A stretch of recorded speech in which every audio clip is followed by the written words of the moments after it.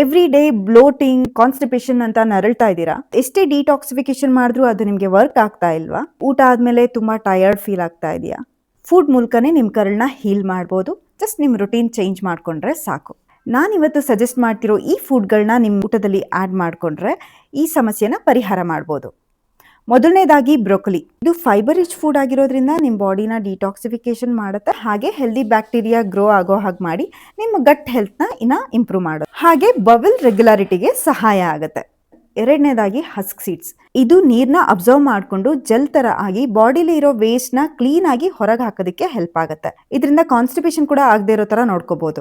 ಇದನ್ನ ಯಾವಾಗ್ಲೂ ನೀರಲ್ಲಿ ನೆನೆಸ್ಕೊಂಡು ತಗೊಳ್ಳಿ. ಹಾಗೆ ತಗೊಂಡ್ರೆ ನಿಮಗೆ ಬ್ಲೋಟಿಂಗ್ ಇಲ್ಲ ಕಾನ್ಸ್ಟಿಪೇಷನ್ ಆಗೋ ಚಾನ್ಸಸ್ ಇರುತ್ತೆ. ಮೂರನೇದಾಗಿ ಚಿಯಾ ಸೀಡ್ಸ್. ಇದರಲ್ಲಿ ಒಮೆಗಾ 3 ಮತ್ತೆ ಫೈಬರ್ ಚೆನ್ನಾಗಿರುತ್ತೆ, ಹಾಗಾಗಿ ನಿಮ್ ಡೈಜೆಸ್ಟಿವ್ ಟ್ರ್ಯಾಕ್ ಅಲ್ಲಿ ಏನಾದ್ರೂ ಇನ್ಫ್ಲಮೇಷನ್ ಇದ್ರೆ ಕಡಿಮೆ ಮಾಡುತ್ತೆ. ಇದನ್ನು ಕೂಡ ನೀರಲ್ಲಿ ನೆನೆಸ್ಕೊಂಡು ತಗೊಳ್ಳಿ. ಜೆಲ್ ತರ ಆಗುತ್ತೆ, ಕರಳಲ್ಲಿರೋ ವೇಸ್ಟ್ ನ ಆಚೆ ಹಾಕೋದಕ್ಕೆ ಹೆಲ್ಪ್ ಆಗುತ್ತೆ. ನಾಲ್ಕನೇದಾಗಿ ಟರ್ಮರಿಕ್.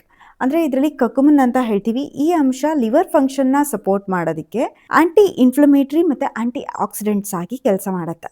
ಬಟ್ ಇದು ನಿಮ್ ಕರಳನ್ನ ಡೈರೆಕ್ಟ್ ಆಗಿ ಕ್ಲೀನ್ ಮಾಡೋದಿಲ್ಲ. ಏನಾದ್ರೂ ಇನ್ಫ್ಲಮೇಷನ್ ಇದ್ರೆ ರೆಡ್ಯೂಸ್ ಮಾಡಿಬಿಟ್ಟು ನಿಮ್ ಡೈಜೆಸ್ಟಿವ್ ಸಿಸ್ಟಮ್ ನ ಚೆನ್ನಾಗಿ ವರ್ಕ್ ಮಾಡೋ ತರ ಮಾಡುತ್ತೆ. ಐದನೇದಾಗಿ very important water. So make sure daily ನೀವು 3 ರಿಂದ 4 ಲೀಟರ್ ನೀರು ಕುಡಿಲೇಬೇಕು. ಇದು ನಿಮ್ ಸ್ಟೂಲ್ ನ ಸಾಫ್ಟ್ ಆಗೋದಕ್ಕೆ ಹೆಲ್ಪ್ ಮಾಡುತ್ತೆ, ಹಾಗೆ ಟಾಕ್ಸಿನ್ಸ್ ನ ಫ್ಲಶ್ ಮಾಡುತ್ತೆ. ಎವ್ರಿ ಡೈಜೆಸ್ಟಿವ್ ಸಿಸ್ಟಮ್ಗೂ ಸಪೋರ್ಟ್ ಮಾಡುತ್ತೆ. ಆರನೇದಾಗಿ ಫರ್ಮೆಂಟೆಡ್ ಫುಡ್. ಅಂದ್ರೆ ಅದರಲ್ಲಿ ಕರ್ಡ್ ಇರ್ಬೋದು, ಸೊರೆಯಾಕಾಟ್ ಇರ್ಬೋದು, ಅದೇ ತರ ಈ ಗಂಜಿ ನೆನೆಸ್ಬಿಟ್ಟು ನೈಟಲ್ಲಿ ನೆನೆಸ್ಬಿಟ್ಟು ಏನ್ ಮಾಡ್ತೀವಿ ಅದು. ಸೊ ಇದರಲ್ಲೆಲ್ಲ ಪ್ರೋಬಯೋಟಿಕ್ ಚೆನ್ನಾಗಿರುತ್ತೆ. ಇದು ಹೆಲ್ದಿ ಬ್ಯಾಕ್ಟೀರಿಯಾನ ಬ್ಯಾಲೆನ್ಸ್ ಮಾಡೋದಕ್ಕೆ ಹೆಲ್ಪ್ ಆಗುತ್ತೆ. ಇದರಿಂದ ನಿಮ್ ಕರಳು ಕೂಡ ಹೆಲ್ದಿ ಆಗಿರುತ್ತೆ. ಇದು ಡೈಜೆಷನ್ಗೆ, ಹೆಲ್ದಿ ಇಂಟೆಸ್ಟೈನಲ್ ಲೈನಿಂಗ್ಗೆ, ಹಾಗೆ ಬ್ಲೋಟಿಂಗ್ ಕಡಿಮೆ ಮಾಡೋದಕ್ಕೂ ಕೂಡ ಹೆಲ್ಪ್ ಆಗುತ್ತೆ. Seventh food option oats.